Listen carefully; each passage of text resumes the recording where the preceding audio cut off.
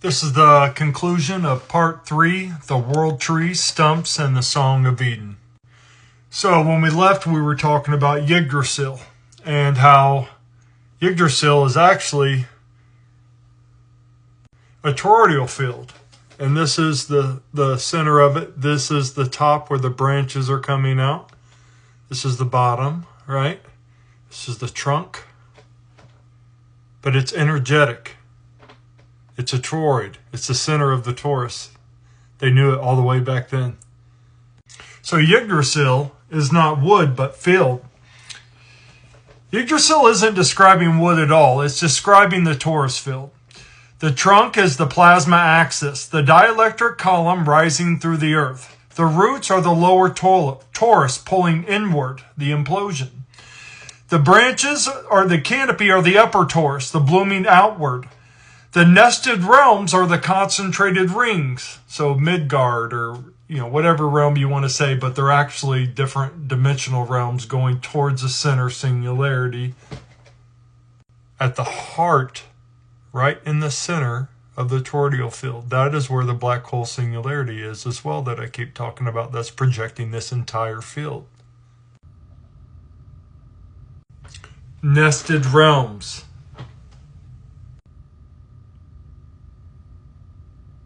And if you've seen my video on nested realms, you realize that the realms go inward towards the middle, the center point of the singularity, just like the tree does.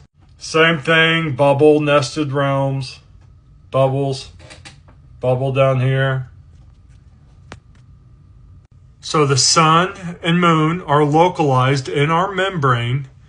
Here's the singularity. Everything is going in towards the singularity. Now look how dimensions actually work. So if this is a whole sphere, if this is the singularity, black sun at the center of our planet, here's the third dimension, fourth dimension, fifth, sixth, seventh, eighth, 11th, all the way to the 12th. The 12th is the black sun singularity at the center. Oh, look, that's where we live, in this crater. Imagine that. This same torus is this same world tree torus. You starting to get it now? And if you still don't get it, watch my videos where I redefine gravity and I show gravity is actually a spiral. And literally we'll have to force science to rethink literally how gravity works. It's pretty amazing. I have like 3 different videos on how I've redefined gravity, but it all goes inward towards the singularity. So that's why it's called the world tree. Because the torus field literally looks like a tree. Roots below, branches above, trunk in the middle. That's why the plasma tree reboot diagram matters. Let me say that again. That's why the plasma tree reboot diagram matters. The plasma, that's a mouthful. Deep aqua plasma rising up the axis, feeding the grid, blooming as canopy. The trees, the bioconduits. But the field is the true Yggdrasil. So the myth was never about lumber. It was about the blueprint, the Song of Eden.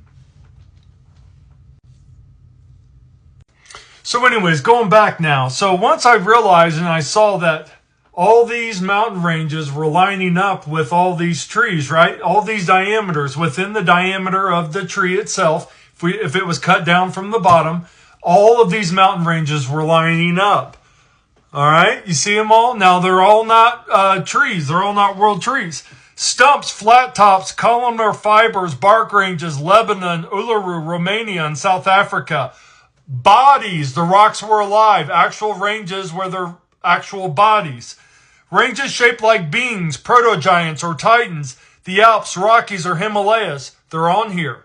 They're all on here. Dragons, if the mountain range is made of dragons or has dragons embedded in it. Long serpentine ridges, jaws, wings, scales, Andes, Carpathians, and the Sahara. If it's a spoil mountain, heaped slurry ridges, dumped debris from excavation, Appalachian Mountains, the Rockies, and the Atlas. If it has crystalline roots like quartz and granite, spines, the crystallized root system of old trees like the Andes, the Himalayas, Sierra Nevadas, and the Canadian Shield. So under this lens, there are no normal mountains. Every range is either a stump, bark, titan, dragon, spoil, or root. And literally mapped out all the ranges of what they actually are. A mountain has never been, in my personal opinion, for educated purposes only, I don't think any mountains have ever existed by tectonic plates pushing them up. I just don't think that's how it happens. I think when you see these events happen, I think you have continents actually rise and lower, like Atlantis. People think they just sink forever, but the water levels move. And I won't even go into all that. But anyways, so under this lens, there are no normal mountains. Every range is either a stump, bark, titan, dragon, spoil, or root. All the ranges. All right? Let me get out of the picture frame for real quick so you can see it. All right, moving on. So the Israel Epiphany. And if you still doubt it, look at Israel. Down the Negev, the Elliot Mountains, Timon Valley, Maktesh Raman, the cliffs peel off apart like bark. People literally break sheets off and show the fibrous layers underneath. That's bark. And if you haven't seen the videos, just look up Israel Bark Mountains or something on TikTok. You'll be able to see it. Now measure 120 to 180 miles north, and what do you hit? Mount Hermon, flat top, mist-soaked, the site of the watchers in the book of Enoch. That's the stump. So Israel gives us the clearest anatomy in the world. Bark cliffs in the south, stump in the north. The takeaway. I didn't get here by leaping to myth. I started by asking how to cut, how to measure, how to map fall zones, the rings around the ranges. The ranges revealed anatomy. The anatomy scaled into heights. The heights pointed to Yggdrasil as a field, not a lumber. And the reboot isn't fantasy. It's circuitry. Deep aquaplasma, truck conduit, grid resonance, canopy breath. If we replay the song, the resonance blueprint of the world trees, the earth remembers how to breathe Eden again. That's the path I took, step by step.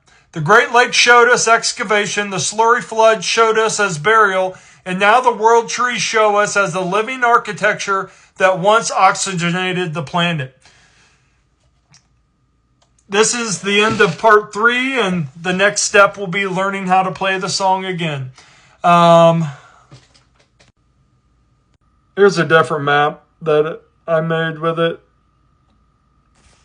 I didn't have time to get into this one, but if you want me to do a video on how to reboot the World Tree System energetic grid from a natural frequency perspective, just let me know and I can do that video for you. So what we discovered in this video is that by using the scaling up the world trees, using the circumference to scale it up, we saw how many miles tall they were. If we cut them at the base, we saw how far they would go to form the mountains.